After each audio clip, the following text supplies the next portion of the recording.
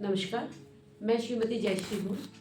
Special education video के series में ये मेरा 23rd वीडियो है। इसके पहले आपने देखा कि हम लोग writing skill, pre writing skill पे मोस्टली बात कर रहे थे, जिसमें हमने स्क्रिबलिंग, कॉपिंग, ट्रेसिंग पे बात किया। उसके बाद हमने डॉट जॉइनिंग से जो हमने फिर उसके बाद स्टैंडिंग और स्लीपिंग लाइन हमने डॉट जॉइनिंग के मेथड से शुरू किया। अब आगे आपने देखा कि मैंने स्टैंडिंग और स्लीपिंग लाइन के जो वर्ड्स हैं उन पे काम किया। तो जब बच्चा डॉट जॉइनिंग सीख लेता है या कॉपिंग आ जाता है, उसको ट्रेसिंग आ जाता है, तो हमने जो डॉट जॉइन के द्वारा उसको जो स्टैंडिंग और स्लीपिंग लाइन के जो वर्ड्स के पैटर्न है उस पर हम जब बता रहे तो इसका मतलब कि मैंने उसको एक शेपिंग दे दिया। उससे स्टैंडिंग लाइन और स्लीपिंग लाइन सीख लिया। अब उससे मिलने वाले वर्ड्स जो हैं, उन दोनों के द्वारा जो बनने वाले जो वर्ड्स हैं, हमने जब उस पर उतारा तो उसका मतलब कि उसकी सीखी हुई क्रिया को हमने एक शेप देते हुए हमने उसको वर्ड पे उतार दिया। अब हम लोग स्लैंट लाइन पे आएंगे। स्लैंट लाइन में left to right, right to left जो स्लैंट लाइन है, इस पे काम करेंगे। फिर इसके बाद हम कौन कौन से ऐसे वर्ड्स हैं जो स्लैंट लाइन से बनते हैं, उनकी राइटिंग पे हम लोग काम करेंगे। तो देखिए कि किस तरह से हम लोग स्लैंट लाइन बच्चे को सिखाते हैं और स्लैंट लाइन से बनने वाले जो वर्ड्स, अल्फ़ाबेट्स, वो कौन कौन से हैं जिन पे हमको और किस पैटर्न पे क्रमशः उस पर काम करना है, इस पे ध्यान दीजिए।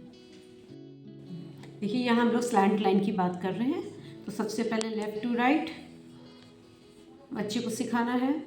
तो ये हम इसको ट्रेसिंग भी सिखा सकते हैं बच्चे को हम डॉट जॉइनिंग से भी सिखा सकते हैं। इसके पश्चात हम बना दें, बच्चा जो है कॉपिंग से भी इसको सीखेगा। जब ये सीख लेता है तो हम राइट टू लेफ़्ट उसका स्लैंट लाइन सिखाते हैं। इसमें भी हम सेम मेथड यूज़ करेंगे जिसमें कि हम डॉट जॉइनिंग से सिखाएंगे और बच्चे को हम ट्रेसिंग भी दे सकते हैं। बच्चा ट्रेस करे और बच्चा इसको कॉपी करके भी बनाए। जब इतना बच्चा सीख जाता है, इसमें हमको लगता है कि बच्चा सेल्फ इंडिपेंडेंटली दोनों प्रकार के स्लैंट लाइन यूज़ करता है, तब हम उसको स्लैंट लाइन से बनने वाले अल्फ़ाबेट्स में ले आते हैं। अब देखते हैं बहुत जगह हमको आजकल मार्केट में ऑनलाइन बहुत सारी ऐसी राइटिंग बुक्स मिलती है जिसमें बहुत ज़िग ज़ैग और ये सब चीज़ें रहती हैं। ठीक है, उसमें बच्चे का हैंड मूवमेंट, हैंड कंट्रोलिंग के लिए वो बहुत अच्छा है, लेकिन मैं बहुत एडवाइस नहीं दूंगी क्योंकि वो सब कराने में जो टाइम वेस्ट होता है उससे बेहतर होगा कि आप उसको कोई कॉन्क्रीट ऑब्जेक्ट की तरफ ले आए।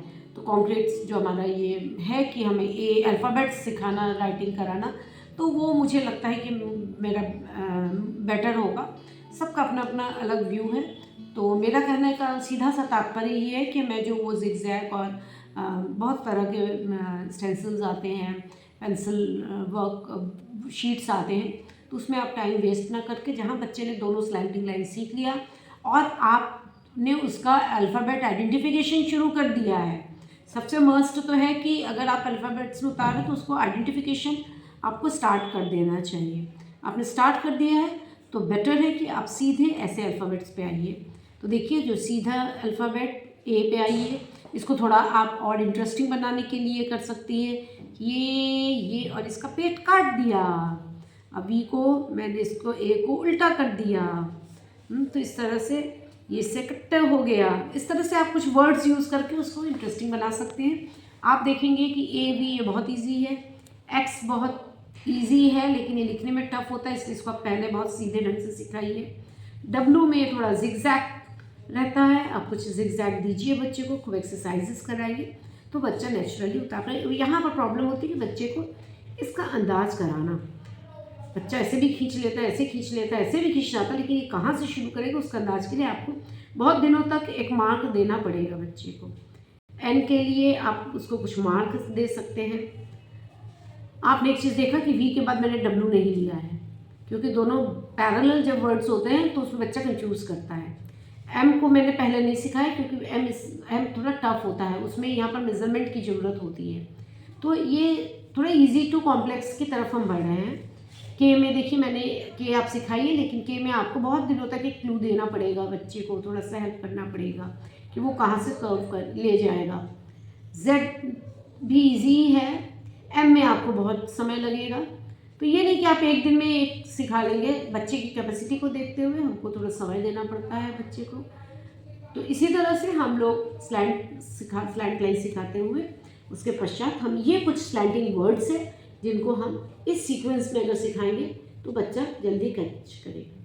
Thank you.